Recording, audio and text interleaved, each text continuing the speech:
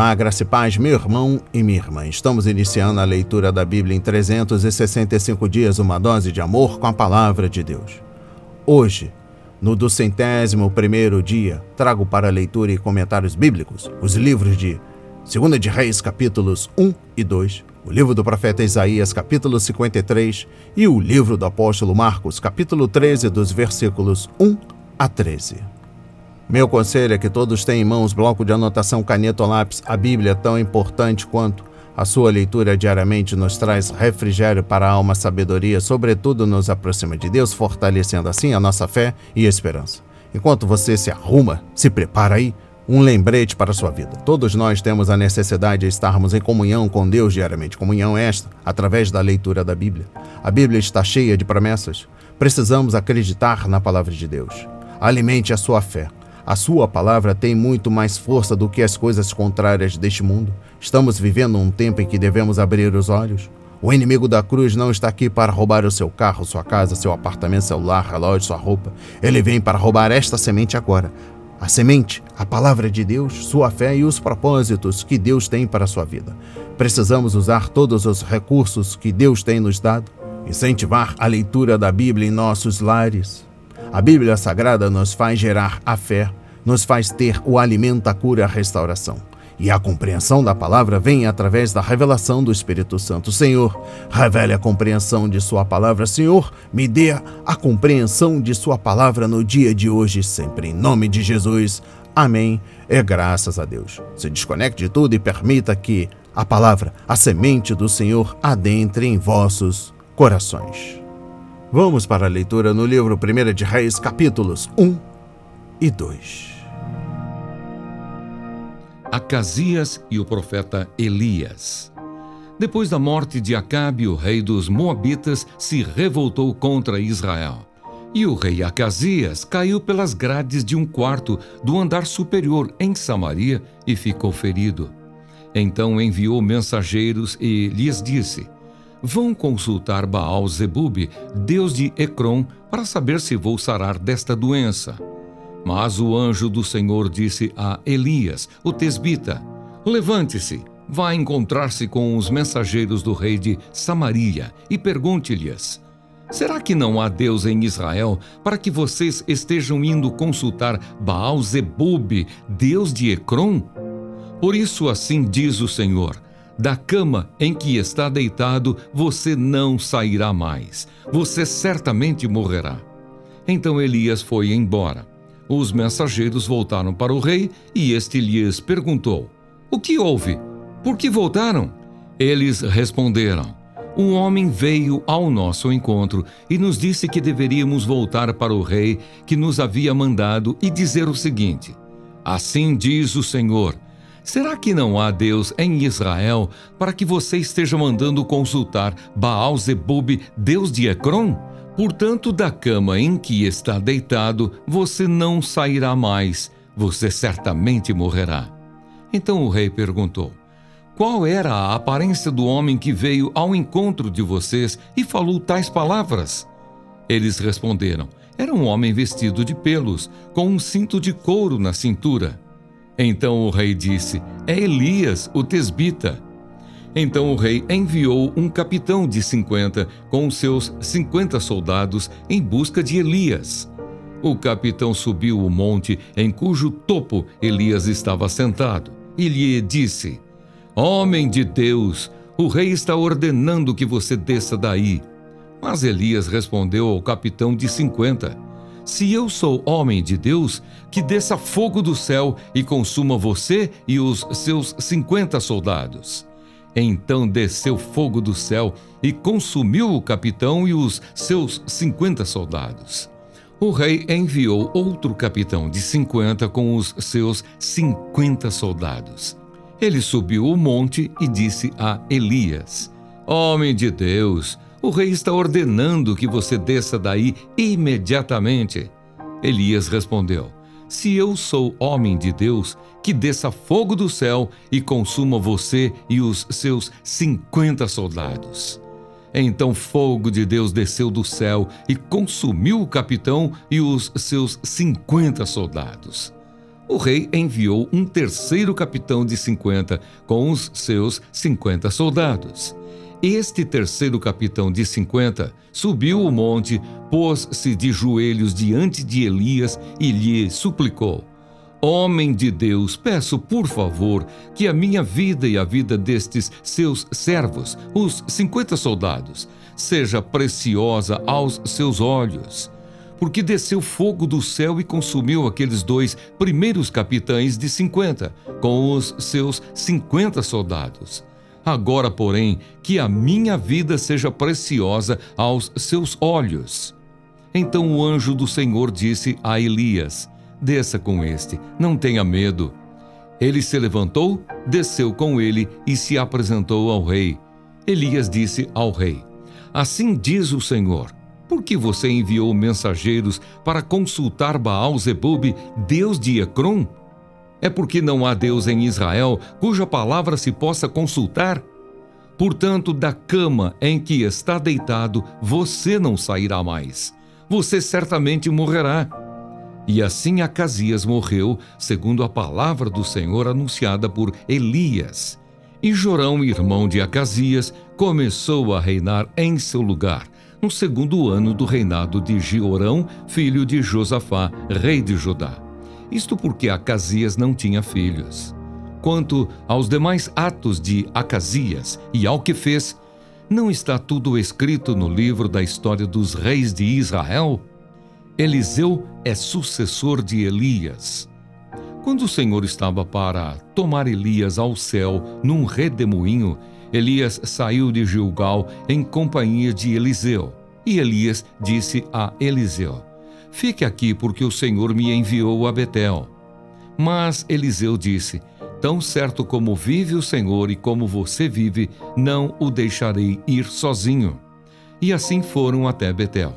Os discípulos dos profetas que estavam em Betel saíram ao encontro de Eliseu e lhe perguntaram: Você sabia que hoje o Senhor levará o seu mestre, elevando-o por sobre a sua cabeça? Ele respondeu: Sim, também eu já sei, mas não digam nada. Então Elias disse a Eliseu: Fique aqui, porque o Senhor me enviou a Jericó. Mas Eliseu disse: Tão certo como vive o Senhor e como você vive, não o deixarei ir sozinho. E assim foram a Jericó. Então os discípulos dos profetas que estavam em Jericó se aproximaram de Eliseu e lhe perguntaram: Você sabia que hoje o Senhor levará o seu mestre, elevando-o por sobre a sua cabeça? Ele respondeu: Sim, também eu já sei, mas não digam nada. Mais uma vez Elias disse a Eliseu: Fique aqui, porque o Senhor me enviou ao Jordão. Mas Eliseu disse: Tão certo como vive o Senhor e como você vive, não o deixarei ir sozinho. E assim os dois foram juntos. 50 homens dos discípulos dos profetas foram e ficaram a certa distância, quando ambos pararam junto ao Jordão. Então Elias pegou o seu manto, enrolou-o e bateu com ele nas águas, as quais se dividiram para os 2 lados, e ambos passaram em seco. Elias é elevado ao céu. Quando eles tinham passado o Jordão, Elias disse a Eliseu: Diga o que você quer que eu faça por você antes que eu seja levado embora. Eliseu disse: Quero receber por herança porção dobrada do seu espírito. Elias respondeu: Você fez um pedido difícil, mas se você me vir quando eu for levado embora, será como você pede. Porém, se você não me vir, não será assim. Enquanto iam caminhando e falando, eis que um carro de fogo com cavalos de fogo os separou um do outro, e Elias subiu ao céu num redemoinho. Ao ver isso, Eliseu gritou: Meu pai! Meu pai! Carros de Israel e seus cavaleiros! E nunca mais ele viu Elias. E pegando a sua própria roupa, rasgou-a em 2 partes. Então levantou o manto de Elias que havia caído e voltou para a margem do Jordão. Pegou o manto de Elias que havia caído, bateu com ele nas águas e disse: onde está o Senhor Deus de Elias? Quando ele bateu nas águas, elas se dividiram para os dois lados, e Eliseu passou. Os discípulos dos profetas procuram Elias.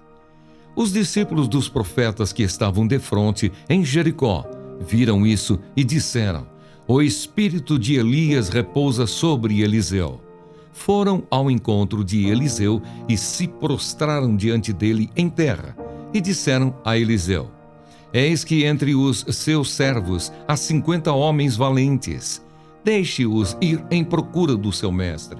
Pode ser que o Espírito do Senhor o tenha levado e lançado em algum dos montes ou em algum dos vales.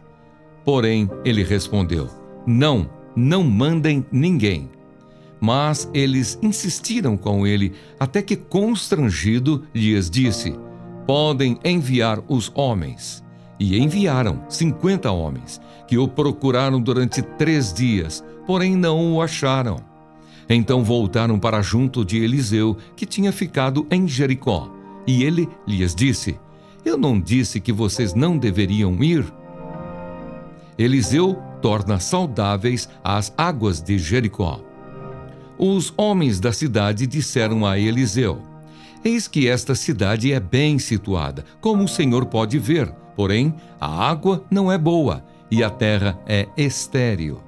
Ele disse: tragam-me um prato novo e ponham nele sal.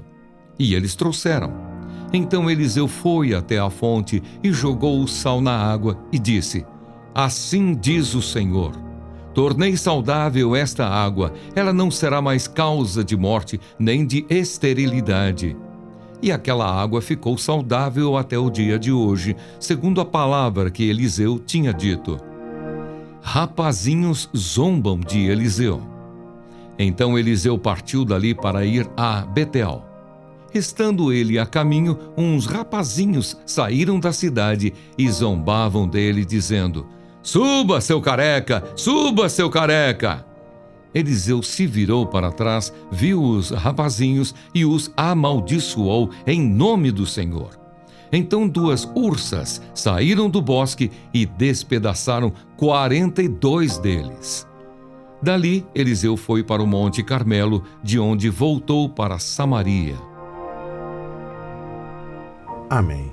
Compreendendo o livro 2 de Reis, capítulo 1, exposição bíblica dos versículos 3 e 4.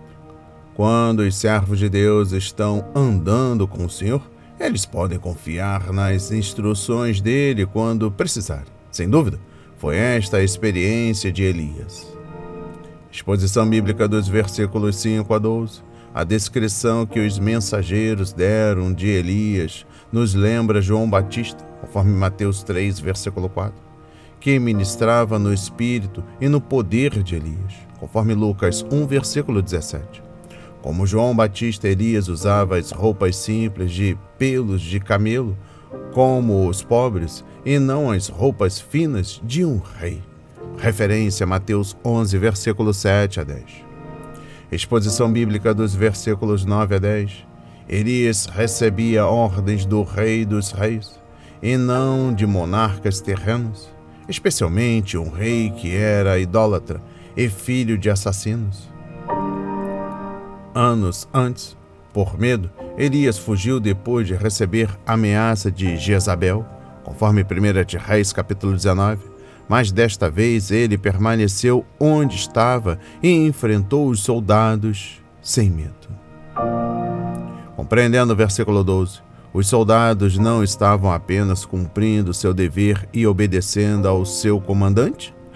Não devemos interpretar estas duas manifestações da ira de Deus como prova de irritação da parte de Elias ou a injustiça da parte do Senhor. Ambos os episódios de julgamento impetuoso foram mensagens dramáticas do Senhor, dando conta de que era melhor o rei e a nação se arrependerem. Do contrário, todos provariam o juízo de Deus. Exposição bíblica dos versículos 13 a 18. Insistindo para que Elias lhe obedecesse, O rei enviou uma terceira comitiva de soldados. Desta vez, porém, o capitão mostrou sabedoria e humildade.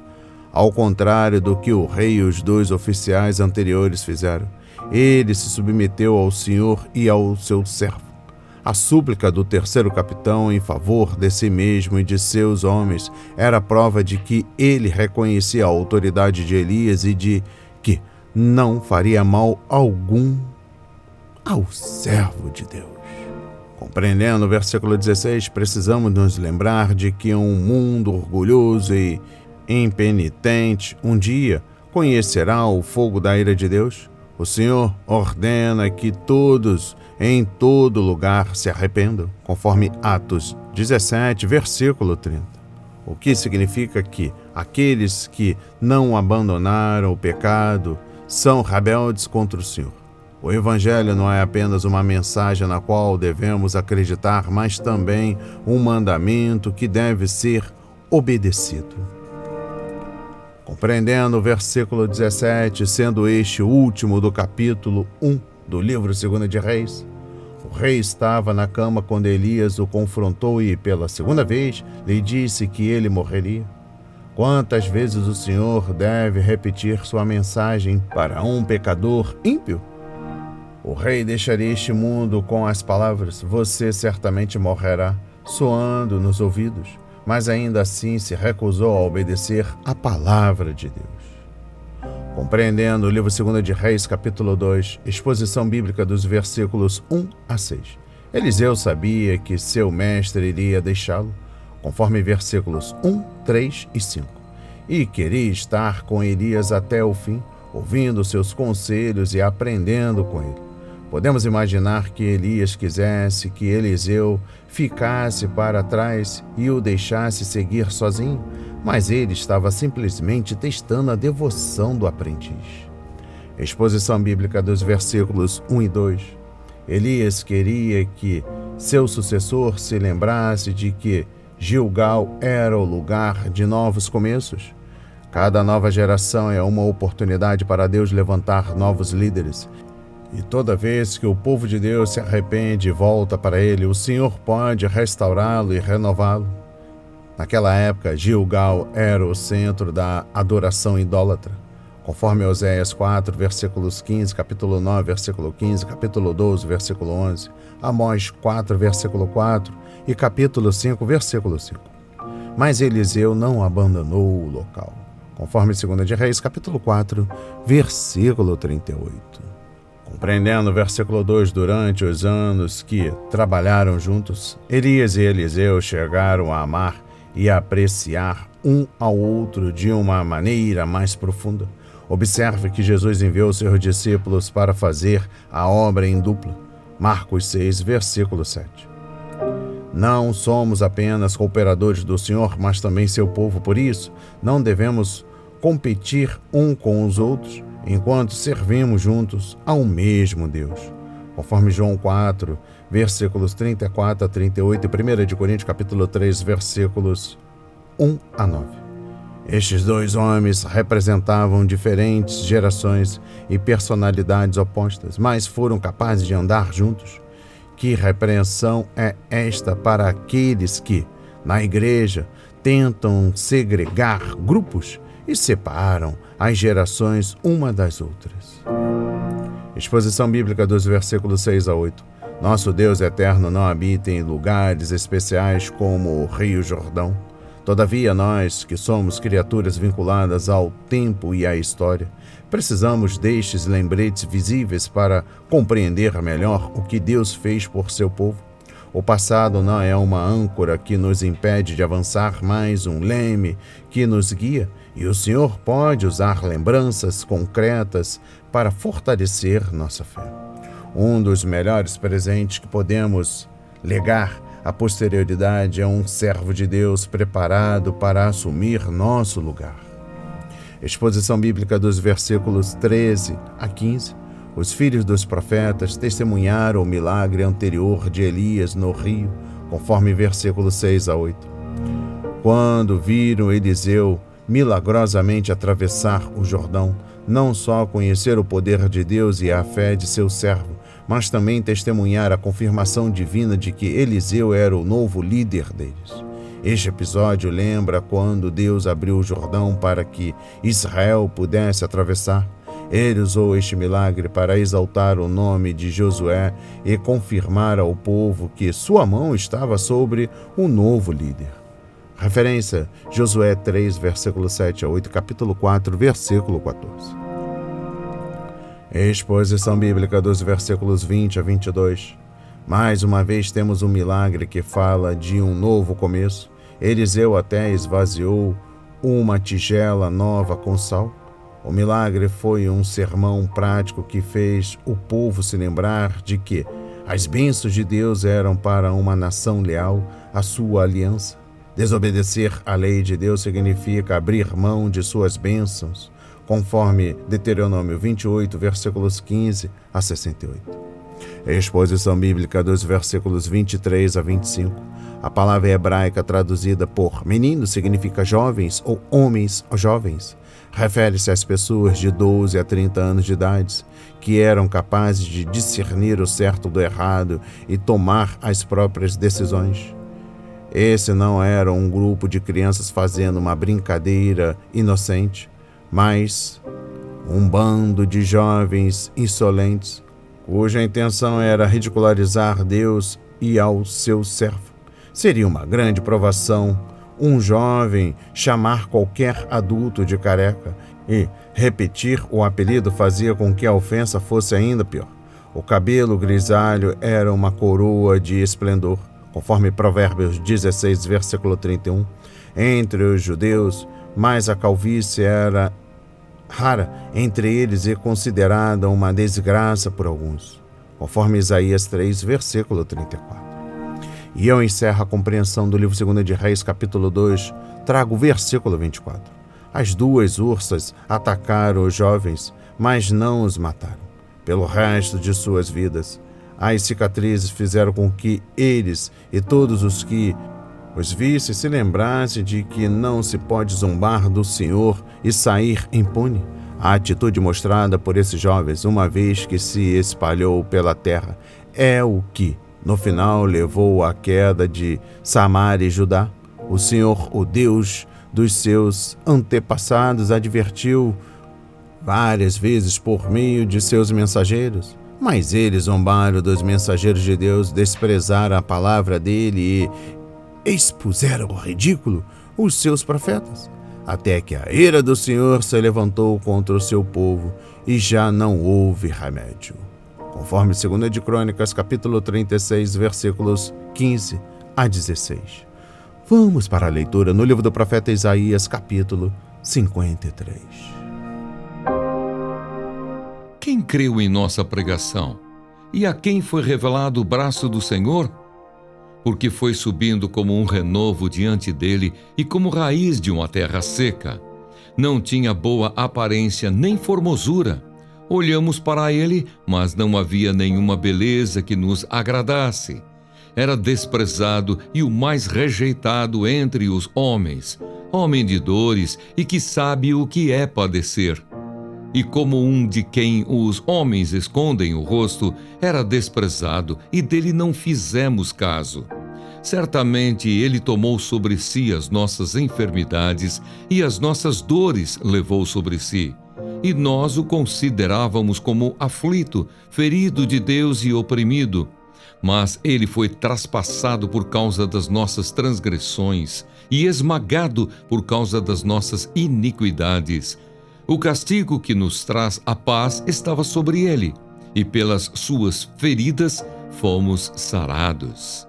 Todos nós andávamos desgarrados como ovelhas, cada um se desviava pelo seu próprio caminho, mas o Senhor fez cair sobre ele a iniquidade de todos nós. Ele foi oprimido e humilhado, mas não abriu a boca. Como cordeiro foi levado ao matadouro, e como ovelha muda diante dos seus tosqueadores, ele não abriu a boca. Pela opressão e pelo juízo ele foi levado, e de sua linhagem quem se preocupou com ela? Porque ele foi cortado da terra dos viventes, foi ferido por causa da transgressão do meu povo. designaram-lhe a sepultura com os ímpios, mas com o rico esteve na sua morte, embora não tivesse feito injustiça e nenhum engano fosse encontrado em sua boca. Todavia, ao Senhor agradou esmagá-lo, fazendo-o sofrer. Quando ele der a sua alma como oferta pelo pecado, verá a sua posteridade e prolongará os seus dias. E a vontade do Senhor prosperará nas suas mãos. Ele verá o fruto do trabalho de sua alma e ficará satisfeito. O meu servo, o justo, com o seu conhecimento, justificará a muitos, porque as iniquidades deles levará sobre si. Por isso eu lhe darei a sua parte com os grandes, e com os poderosos ele repartirá o despojo, pois derramou a sua alma na morte e foi contado com os transgressores. Contudo, levou sobre si o pecado de muitos, e pelos transgressores intercedeu. Amém. Compreendendo o livro do profeta Isaías, capítulo 53, exposição bíblica dos versículos 1 a 3. Com estranha precisão, Isaías descreve a vida, o ministério, conforme versículos 1 a 4, a morte, conforme versículos 5 a 8, o sepultamento, conforme versículo 9, a ressurreição e a exaltação, conforme versículos 10 a 12, de Jesus Cristo. O tema fundamental do capítulo é que o servo inocente morreu em lugar dos culpados. Quando os teólogos falam sobre expiação vicária, é isso que eles se referem. Não podemos explicar tudo sobre a cruz, mas isto está claro. Jesus tomou o lugar de pecadores culpados e pagou o preço pela salvação deles. Israel não era uma terra agradável onde se viver ao tempo em que Jesus nasceu. Além de tensões políticas e espirituais, a Terra Santa era um deserto de terra seca. O Filho de Deus não veio como uma grande árvore, mas como um broto tenro. Ele nasceu na pobreza em Belém e cresceu em uma carpintaria na desprezada cidade de Nazaré, conforme João 1, versículos 43 a 46. Por causa de suas palavras e obras, Jesus atraiu grandes multidões, mas nada em relação à sua aparência física o fez diferente de qualquer outro homem judeu. Hoje, a maioria das pessoas deseja ser fisicamente atraentes. A sociedade moderna praticamente transformou a beleza em uma religião. Devemos lembrar, no entanto, que Jesus teve êxito sem atributos físicos notáveis. Compreendendo o versículo 3, uma vez que as pessoas entenderam o que o servo exigia delas, como, na maioria, o trataram. Do mesmo modo como tratavam qualquer escravo, elas o desprezaram, atribuíram-lhe um preço baixo, 30 moedas de prata, e esconderam o rosto dele. Elas tinham vergonha dele, porque ele não representava o que era importante para elas. Coisas como riqueza, referência a Lucas 16, versículo 14, prestígio social, Lucas 14, versículo 7 a 14, e capítulo 15, versículo 12, e reputação, conforme Lucas 18, versículos 9 a 14. Aquelas pessoas queriam ser servidas por outros, conforme Lucas 22, versículos 24 a 27, e bajuladas, conforme Mateus 16, versículos 21 a 28. O Senhor é rejeitado hoje pelas mesmas razões. Exposição bíblica dos versículos 4 a 6. Este é o trecho fundamental da passagem e apresenta a essência da mensagem do Evangelho, o servo inocente morrendo como sacrifício pelo pecado. Tal mensagem estava no centro do sistema religioso de Israel, já que os sacrifícios implicavam a morte de animais inocentes em favor do pecador culpado. Conforme Levítico 16, Jesus lançou nossos pecados na cruz, conforme 1 de Pedro capítulo 2, versículo 24, mas também se identificou com as consequências da transgressão de Adão quando ministrou às pessoas carentes. A passagem de Mateus 8, versículos 14 a 17, aplica a Isaías 53, versículo 4, ao ministério de cura de Nosso Senhor e não à sua morte expiatória. Toda a bênção que temos na vida cristã vem por causa da cruz. Compreendendo o versículo 5, a única maneira pela qual um infrator pode estar em paz com a lei é sofrer a punição que essa lei exige. Jesus cumpriu a lei perfeitamente, mas sofreu os açoites que pertenciam a nós. Uma vez que ele tomou o nosso lugar, agora temos paz com Deus e não podemos ser condenados por sua lei. Conforme Romanos 5, versículo 1 e capítulo 8, versículo 1. A cura mencionada em Isaías 53, versículo 5, se refere ao perdão dos pecados e não à cura do corpo. Exposição bíblica dos versículos 5 e 8. O pecado é sério. Isaías chama-o de nossa rebelião contra Deus, na qual nos atrevemos a cruzar a linha que o Senhor traçou, conforme versículo 5. Ele também o chama de pecado no sentido em que se refere à maldade da nossa natureza pecaminosa, conforme versículos 5 e 6. Em outras palavras, somos pecadores por escolha e por natureza. Como ovelhas, nascemos com uma natureza que nos estimula a nos desviar do caminho e também, como ovelhas, decidimos tolamente seguir nosso caminho. Por natureza, nascemos filho da ira, conforme Efésios 2, versículo 3. Por escolha, tornamo-nos filhos da desobediência, Efésios 2, versículo 2. Sob a lei de Moisés, as ovelhas morriam pelo pastor, mas, pela graça, o bom pastor é que morreu pelas ovelhas, conforme João 10, versículos 1 a 18. Compreendendo o versículo 6, na cruz Jesus Cristo foi esmagado, o que significa moído sob o peso de um fardo. Qual foi o peso? E o Senhor fez cair sobre ele a iniquidade de todos nós. Conforme versículos 12 e capítulo 1, versículo 4. O pecado é, na verdade, um fardo que fica cada vez mais pesado à medida que mais resistimos a Deus, conforme Salmos 38, versículo 4. Exposição bíblica dos versículos 7 a 9. O servo não tem permissão para responder, ele deve submeter à vontade do Senhor. Jesus Cristo ficou em silêncio diante daqueles que o acusavam, como também perante os que o afligiam. Ele ficou em silêncio diante de Ceifás, conforme Mateus 26, versículos 62 a 63, dos chefes dos sacerdotes e dos líderes religiosos, conforme Mateus 27, versículo 12, de Pilatos, conforme Mateus 27, versículo 14, João 19, versículo 9, e de Herodes Antipas, conforme Lucas 23, versículo 9. Não disse palavra quando os soldados escarneceram dele e o espancaram, conforme 1 de Pedro, capítulo 2, versículos 21 a 23. Foi isso que impressionou o tesoureiro etíope enquanto lia esta passagem de Isaías, conforme Atos 8, versículos 26 a 40. Exposição bíblica dos versículos 10 a 12.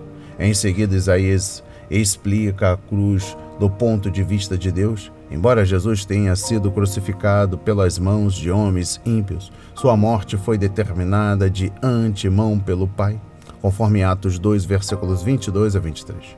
Jesus não foi um mártir, nem sua morte ocorreu por acidente. Ele foi o sacrifício de Deus pelos pecados do mundo. Compreendendo o versículo 11, a obra do servo na cruz trouxe satisfação. Para começar, o servo agradou ao coração do Pai, pois sempre faço o que lhe agrada, ó Pai. João 8, versículo 29. O Pai Celestial não teve prazer em ver o sofrimento de seu Filho amado. Se ele não se agrada da morte do ímpio, conforme Ezequiel 18, versículos 23 e 32, muito menos na morte de seu Filho justo de Deus.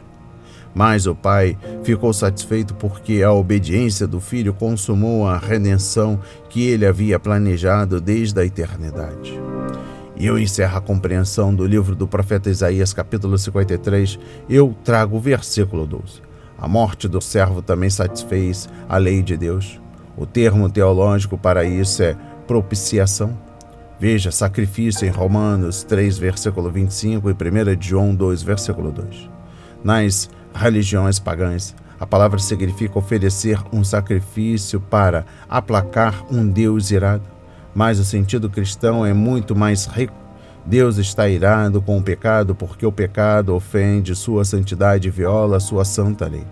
Em sua santidade, o Senhor deve julgar os pecadores, mas, em seu amor, Ele deseja perdoá-los.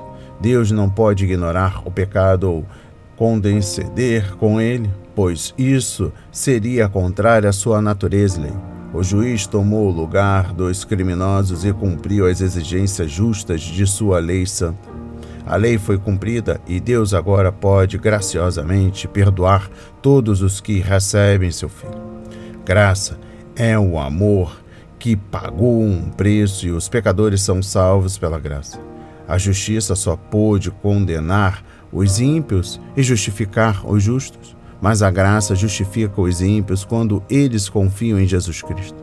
Justificar significa declarar justo. Ele levou nossos pecados para que pudéssemos receber o dom de sua justiça. Justificação significa que Deus declara justos os pecadores que creem em Cristo e que Ele nunca mais mantém um registro dos pecadores deles. Vamos para a leitura no livro do apóstolo Marcos, capítulo 13, dos versículos 1 a 13. O sermão profético. A destruição do templo. Quando Jesus estava saindo do templo, um dos seus discípulos lhe disse: Mestre, que pedras, que construções! Mas Jesus respondeu: Você está vendo estas grandes construções? Não ficará aqui pedra sobre pedra que não seja derrubada. O princípio das dores. Jesus estava sentado no Monte das Oliveiras diante do templo, quando Pedro, Tiago, João e André lhe perguntaram em particular: Diga-nos quando essas coisas vão acontecer e que sinal haverá quando todas elas estiverem para se cumprir. Então Jesus começou a dizer-lhes: Tenham cuidado para que ninguém os engane. Muitos virão em meu nome dizendo: Sou eu, e enganarão a muitos. Quando vocês ouvirem falar de guerras e rumores de guerras, não se assustem. É necessário que isso aconteça, mas ainda não é o fim. Porque nação se levantará contra nação e reino contra reino. Haverá terremotos em vários lugares e também fomes. Essas coisas são o princípio das dores. Estejam de sobreaviso, porque as pessoas os entregarão aos tribunais e às sinagogas. Vocês serão açoitados e, por minha causa, serão levados à presença de governadores e reis para lhes servir de testemunho. Mas é necessário que primeiro o evangelho seja pregado a todas as nações. Quando, pois, levarem vocês para os entregar, não se preocupem com o que irão dizer, mas digam o que lhes for concedido naquela hora. Porque não são vocês que estão falando, mas o Espírito Santo. Um irmão entregará à morte outro irmão, e o pai entregará o filho. Haverá filhos que se levantarão contra os seus pais e os matarão. Todos odiarão vocês por causa do meu nome. Aquele, porém, que ficar firme até o fim, esse será salvo. Amém. Compreendendo o livro do apóstolo Marcos, capítulo 13, dos versículos 1 a 13. Exposição bíblica dos versículos 1 e 2. Os judeus tinham orgulho de seu templo, a despeito do fato de que ele havia sido construído pela família de Herodes para aplacar os judeus. Jesus já havia feito sua avaliação do templo, conforme capítulo 11, versículos 15 a 17. Mas seus discípulos ficaram fascinados com a magnificência da estrutura. Imagine como eles ficaram chocados quando Jesus lhe disse que o edifício que tanto admiravam seria um dia destruído. Os líderes judeus haviam contaminado. Jesus se afastaria dele e iria deixá-lo desolado, conforme Mateus 23, versículo 38, e os romanos iriam destruí-lo. Exposição bíblica dos versículos 3 e 4. Uma vez longe das multidões, os discípulos de Jesus perguntaram-lhe quando se daria este grande evento e o que aconteceria para identificar que estava prestes a acontecer.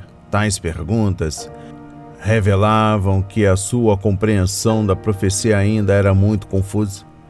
Eles pensavam que a destruição do templo coincidiria com o fim dos tempos e o retorno de seu Senhor, conforme Mateus 24, versículo 3. Mas suas perguntas deram a Jesus a oportunidade de entregar uma mensagem profética que, normalmente, é chamada de o Sermão no Monte das Oliveiras, conforme Marcos 13, versículo 5 a 37. Compreendendo o versículo 8, o princípio das dores nos mostra o início de muito sofrimento, com as contrações de uma grávida. Esses eventos apressarão o estabelecimento do reino do Messias. Exposição bíblica dos versículos 9 a 10. Neste discurso, Jesus advertiu seus discípulos 4 vezes que vigiassem ou ficassem atentos. Aqui, as palavras de Cristo têm uma aplicação prática. Exposição bíblica dos versículos 11 a 12. Inicialmente, a promessa de que o Espírito Santo falaria pelos 12 discípulos nos momentos difíceis apenas se aplica a eles e, somente depois, aos outros que sofreriam perseguições. Todavia, essa promessa não garante imunidade às lutas, até mesmo à morte. E eu encerro a compreensão da leitura da Bíblia em 365 dias e também da compreensão do livro do apóstolo Marcos, capítulo 13, dos versículos 1 a 13, com o versículo 13. Quem perseverar até o fim, esse será salvo. Não se refere à regeneração, à justificação, mas ao livramento da grande tribulação, conforme versículos 19 e 20. Aqueles que suportarem o sofrimento e perseverarem na fé serão libertos por Cristo e entrarão no seu reino messiânico.